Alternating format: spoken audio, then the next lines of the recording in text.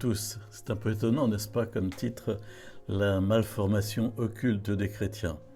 Bon, c'est un jeu de mots, mais ce que je voudrais essayer d'exprimer, c'est la façon dont beaucoup de chrétiens, de laïcs, de religieux, de prêtres se trouvent dans l'ignorance par rapport aux réalités occultes, à leur toxicité, aux dégâts qu'elles peuvent accomplir chez les personnes.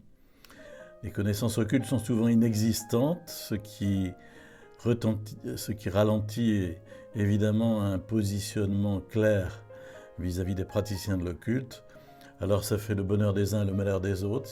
Le bonheur des uns, évidemment, c'est les praticiens qui trouvent dans l'Église un réservoir de personnes disponibles, très accessibles, car les paroisses ou bien des petites cellules d'église plus restreintes sont pour des praticiens occultes des réservoirs où elles recrutent des adeptes, des clients, et ça de façon rapide parce que l'église fonctionne en réseau, donc le bouche à oreille est efficace. Et puis ces cellules d'église, ces paroisses sont aussi des lieux qu'elles peuvent fréquenter pour une sorte de respectabilité utile précisément pour un faire-valoir dans les milieux chrétiens. C'est très facile, d'autant plus que la magie blanche est toujours déguisée sous des habits religieux et des habits bienfaiteurs. Religieux, il y a autant de décorum que dans mon presbytère, et puis, décorum religieux, j'entends, que dans mon presbytère, et puis bienfaiteur, c'est pour soulager, c'est pour aider, c'est pour rendre service, voilà. Mais ça fait le malheur des chrétiens, cette ignorance dans laquelle ils sont par rapport aux réalités occultes. Le malheur des chrétiens parce qu'ils ne voient pas où est le problème, n'est-ce pas?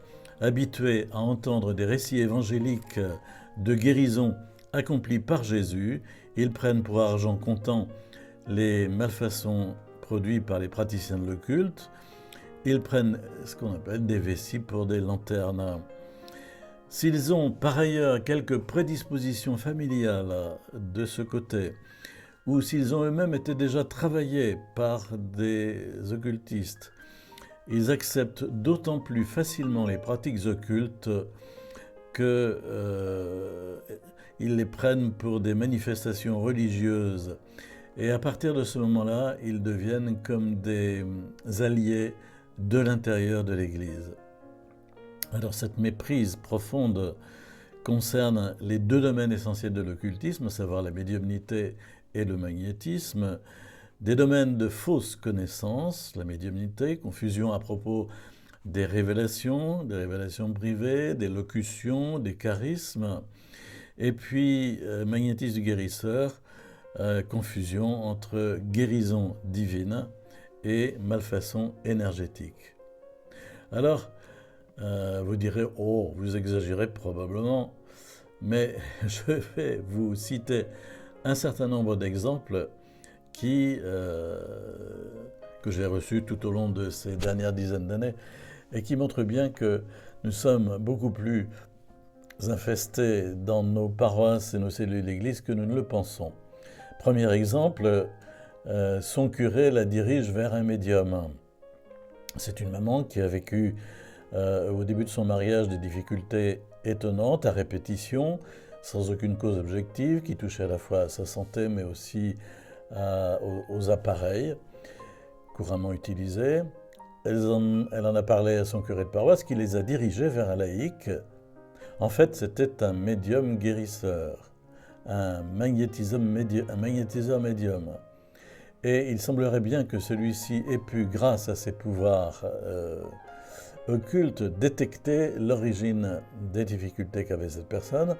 Il s'agirait du propriétaire précédent du fonds de commerce, racheté au moment du déménagement, qui avait laissé entendre ironiquement que ce serait très difficile. Bon, hypothèse. Mais le problème, c'est que ce laïc sera consulté à nouveau pendant la grossesse de leur dernier enfant qui a grandi et qui présente aujourd'hui des symptômes d'envie suicidaire. À l'occasion de la consultation pendant ce temps de la grossesse, eh bien, La preuve sera faite qu'il est un vrai médium parce qu'il fera une allusion à un coup de téléphone que la maman venait de recevoir de son père. En effet, celui n'arrivait pas à vendre un bien de famille et le médium va se mettre à décrire la maison sans même que la maman ne soit au courant. Et c'est en retéléphonant à son père après qu'elle aura la confirmation que tout ce qui lui a été dit est parfaitement exact. Un médium, un magnétiseur médium, envoyé par son curé. Deuxième exemple, sa femme est coachée par un magnétiseur indiqué par une catéchiste. Cet homme se pose des questions sur le magnétisme. En effet, sa femme est coachée, si l'on peut dire, par un magnétiseur. Elle l'a rencontré grâce à une amie voisine qui est catéchiste à la paroisse, comme elle, mais qui est aussi sous emprise elle-même de cet homme. Alors, cet homme, ce mari me pose la question, mais que signifient ces impositions de main et tout ce qui peut se cacher derrière à travers tout un vocabulaire particulier qui est celui du Nouvel Âge, tout un décorum. Et se pose la question de savoir si ce n'est pas aussi un danger pour la paroisse, puisque d'autres personnes chrétiennes sont envoyées vers ce magnétiseur. Troisième exemple, un magnétiseur demande qu'on bénisse ses pendules. C'est un mail reçu sur une adresse paroissiale, donc adressée au prêtre, et il dit ceci. Mon constat, depuis 1 an et demi, par découverte, je pratique à titre gracieux le magnétisme sur les êtres humains. Les résultats, par oui dire, sont positifs. Récemment, j'ai utilisé un Christ, style croix de moine, que j'ai joint à mon magnétisme et à mes prières. Les résultats se sont accrus à tout niveau. Ma demande, pourriez-vous bénir ce Christ ainsi qu'un petit médaillon de la Vierge Marie et les 4 pendules que j'utilise? Serait-il possible aussi de me procurer un petit flacon d'eau bénite? Vous remercions infiniment pour ce que vous ferez pour mes patients et pour moi-même. Je vous prie d'agréer, monsieur l'abbé, l'expression de mes sentiments respectueux. Et voilà. Alors que faire, n'est-ce pas? Parce que cette personne est évidemment dans le flou artistique le plus grand sur la réalité du pouvoir qu'elle utilise. Elle se découvre un pouvoir de magnétisme, elle voit que ça fonctionne, ça produit des effets qui semblent bénéfiques, ça la valorise, elle se met à penser que c'est un don qui vient de Dieu, mais malheureusement c'est un pouvoir occulte, pas un don. En ajoutant des symboles religieux, les esprits donnent efficience à ce magnétisme guérisseur, une efficience plus grande, et donc ils trompent la personne un peu plus en augmentant les prétendus effets pour mieux la garder en dépendance. Évidemment, il ne faut pas bénir ni son Christ, ni ses pendules, à plus forte raison. Pendule étant un objet à connotation occulte pour faire de la divination, laquelle est condamnée par la Bible. Ne pas entrer dans son jeu, mais lui demander d'essayer de comprendre qu'il fait fausse route. Voulez-vous encore un autre exemple dit ceci. En fait, il y a quelques années, j'ai fait naïvement appel à un magnétiseur énergéticien trouvé sur Internet, se déclarant d'une activité de délivrance inspirée par l'abbé Julio, mêlant ésotérisme, christianisme, occultisme, etc. À sa demande, je lui ai adressé une photo et une mèche de cheveux. J'étais loin de me douter, sûrement peut-être, que je venais d'ouvrir les mauvaises portes et d'en subir les conséquences. De plus, il y a 10 ans, j'ai fait la connaissance d'une personne amie de ma fille qui a tenu absolument à me faire des prédictions via les cartes du tarot, bien que réticent, je me suis laissé convaincre du fait que cette personne est croyante et va à la messe le dimanche. Cette personne est croyante et va à la messe le dimanche. C'est bien ça le problème, c'est le mélange qui fait qu'on pense que toutes ces personnes semblent avoir des charismes, non pas des pouvoirs occultes, n'est-ce pas, puisqu'elles s'affichent comme chrétiennes. Voulez-vous encore un 5e exemple? Dans mon équipe du Rosaire, une personne fait du magnétisme. Je fais partie d'une équipe du Rosaire depuis 2 ans. Une personne de l'équipe m'a avoué dernièrement qu'elle avait désensorcelé son fils. Elle a toujours sur elle 2 citrons complètement desséchés, avec l'œil dessus, et les médailles de Saint-Joseph, de Saint-Michel, Archange du Saint-Sacrement et un chapelet. Elle m'a dit qu'elle ne voulait pas pratiquer autrement. Je m'étais bien intégré dans ce groupe, mais maintenant je ne sais plus quoi penser. D'autant plus que certaines de ces femmes préparent les messes à la paroisse et que je les aidais un peu. Voilà. Encore un autre exemple. Un magnétiseur pour étoffer une équipe de funérailles. Cette personne qui me dit, dans mon département, les chrétiens vont consulter les magnétiseurs, les guérisseurs. Ils n'y voient aucun mal, et même en les mettant en garde contre ces devins, ils continuent à croire aux bienfaits de ces pratiques. Dans ma paroisse, l'équipe d'animation pastorale a sollicité le magnétiseur du secteur, très connu, très réputé, pour étoffer l'équipe de funérailles. Le magnétiseur est ravi d'avoir un rôle supplémentaire et officie donc pour les enterrements. Dès qu'il a commencé la formation pour les funérailles, j'ai mis en garde l'équipe paroissiale, les prêtres et j'ai aussi contacté l'évêque. Peine perdue. Personne ne m'a cru. Ce magnétiseur, qui reçoit beaucoup de monde chez lui dans l'exercice de ses dons, est manifestement lancé sur tout et maintenant lancé sur tout le secteur pour diriger les enterrements. Quel méli-mélo! Il me semble, dit cette personne, que l'Église, aujourd'hui, ne prend pas les problèmes à la racine et son discours est tiède. Si réellement les pratiques occultes étouffent notre vie spirituelle, eh bien, c'est grave de ne pas le dénoncer. Je prie, c'est tout ce que je peux faire maintenant, car c'est un combat qui me dépasse. Je suis trop seul à dénoncer les faits. Allez, encore un exemple, sixième exemple. Une chrétienne attirée par le cercle des amis de Bruno Gröning. Elle m'écrit ceci: est-ce que vous pourriez me renseigner sur l'association Le Cercle des Amis de Bruno Gröning? À votre avis, à ces mouvements ésotériques? Hier, une amie qui m'a contacté pour m'emmener aux réunions qu'ils organisent dans la ville voisine. Elle est chrétienne, elle est convaincue du bienfait de ces réunions. Elle pense qu'il n'y a aucune opposition à sa foi chrétienne, mais au contraire qu'elle se complète par ses enseignements. Il y a quelques années, entraîné par cette personne, en confiance, j'y suis allé quelques fois, mais j'ai préféré assez rapidement cesser de m'y rendre, car en fait, instinctivement, j'y ressentais un malaise. À cette époque, je me trouvais dans une situation un peu pénible, et le côté réseau d'amis m'a attiré.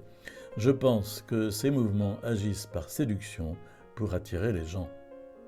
Quand je vois dans mon entourage le nombre de personnes qui pratiquent ou qui consultent, c'est plutôt préoccupant. C'est présent même chez les chrétiens les plus pratiquants ou impliqués dans la catéchèse. Nous sommes à une époque où de plus en plus de personnes se tournent vers toutes les formes de sciences occultes. C'est un fléau de société. Allez, encore un septième, un dernier exemple. Un prêtre a dit à ma cousine qu'elle a des dons comme Jeanne d'Arc. Et cette personne dit ceci: tout d'abord, je tiens à vous féliciter et à vous remercier pour le travail d'éducation et de prévention que vous faites sur YouTube et sur votre site internet. Ça m'a été très précieux ces dernières années pour comprendre ce qui arrivait à ma cousine, à l'origine catholique comme moi. Suite à un stage de méditation transcendantale il y a 4 ans, à la consultation de différents médiums et énergéticiens, et à la lecture d'un grand nombre de livres, elle a développé des dons. Pendule, écriture automatique, lecture des énergies, passage d'âme lors de séjours dans de vieilles maisons, etc., etc. J'ai tenté de maintenir le contact avec elle, malgré les humiliations à répétition. Moi, la brave catholique, naïve et étroite d'esprit, dont le taux vibratoire est trop bas pour comprendre tout ça. Pendant ce temps, elle s'est brouillée avec la majorité de ses amis et l'intégralité de sa famille. Elle est proche d'un prêtre assez connu, qui est au courant de ses dons, comme Jeanne d'Arc, dit-il, ce qui est assez ouvert d'esprit, lui, pour l'encourager dans cette voie. Ses enfants ont aussi développé des dons de magnétisme, ils vont au catéchisme pour les apparences sociales, mais sans croire une seconde au sacrement qu'ils reçoivent, comme leur mère le leur apprend par derrière. Ces sacrilèges me font mal au cœur, mais quelle attitude adopter? Elle a depuis 6 mois un cabinet de soins énergétiques, évidemment, tout en se rendant dans le lieu d'apparition pelvoisin pour le pèlerinage du M de Marie, mais en dénigrant ces pauvres catholiques qui n'y comprennent rien, car au fond, tous ces grands lieux de la chrétienté ont surtout des énergies telluriques très pures et très puissantes. Un pas en avant, un pas en arrière, c'est fatigant, dit-elle. Faut-il demander à une ancienne médium énergéticienne de la contacter et de lui donner son témoignage? Elle n'écoutera pas de vidéo si sa main, qui a remplacé son pendule, le lui déconseille. Si bien que lui envoyer des liens vers des sites internet, des livres ou des vidéos ne sert à rien, sa main bloque tout. Ah là là, mon Dieu, mon Dieu, mon Dieu. J'arrête là parce que, écoutez, ça fait déjà 15 minutes qu'on est en train de tourner autour de cette question. Je termine. Je reviendrai un petit peu sur le sujet, à savoir la confusion entre le magnétisme guérisseur et la guérison divine. C'est ça le nœud du problème. Là, pour l'instant, je termine en disant ceci, c'est que précisément dans la plupart de ces exemples, ça tourne autour de la question du magnétisme guérisseur, qui est très répandu sous sa forme traditionnelle ou sous une forme plus actuelle dans l'énergétique. Et le problème est suffisamment important pour attirer l'attention et permettre de tirer la sonnette d'alarme. Il est urgent que l'Église, dans son ensemble, consente à des formations permettant d'expliquer l'origine et la nocivité des pratiques occultes. Cela permettra aux acteurs pastoraux de sortir du flou artistique dans lequel nous nous trouvons, de prendre position en donnant une parole claire, à la fois préventive et curative. Il est nécessaire que dans les lieux de préparation aux missions, à savoir les séminaires pour la formation des prêtres ou les centres diocésains pour la formation initiale des laïcs en mission ecclésiale, il y a des modules abordant ces réalités de l'occultisme proposés par des intervenants expérimentés. Continuer à fermer les yeux sur ce problème d'ignorance massive, c'est laisser toujours plus de place aux magnétiseurs, aux médiums de tout poil, aux thérapeutes énergétiques regroupés dans nos villes, grandes ou petites, en centres de bien-être. N'avez-vous pas remarqué la multiplication des salons du bien-être, le nombre croissant de personnes qui changent d'orientation après une vie professionnelle épanouie, mais laissant un goût d'insatisfaction? Voilà qu'elles arrêtent tout et s'installent comme thérapeutes après quelques stages d'initiation et avec une grille tarifaire de rêve.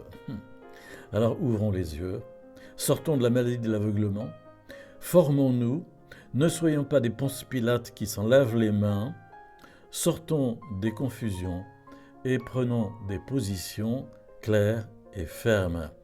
Et c'est bien dans ce sens que j'ai mis en ligne le site occultismedanger.fr et la chaîne YouTube où vous écoutez cette vidéo. Alors s'il vous plaît, si vous êtes chrétien pratiquant, si vous avez dans votre entourage des personnes qui vous semblent répondre à cette configuration que j'ai pu montrer dans cette vidéo, eh bien envoyez-leur le lien, qu'elles puissent regarder, réfléchir et puis ensuite aller sur le site occultismedanger.fr et lire les livrets afférents, notamment au magnétisme guérisseur, à la médiumnité, aux liens occultes, etc., etc. À bientôt pour une autre vidéo.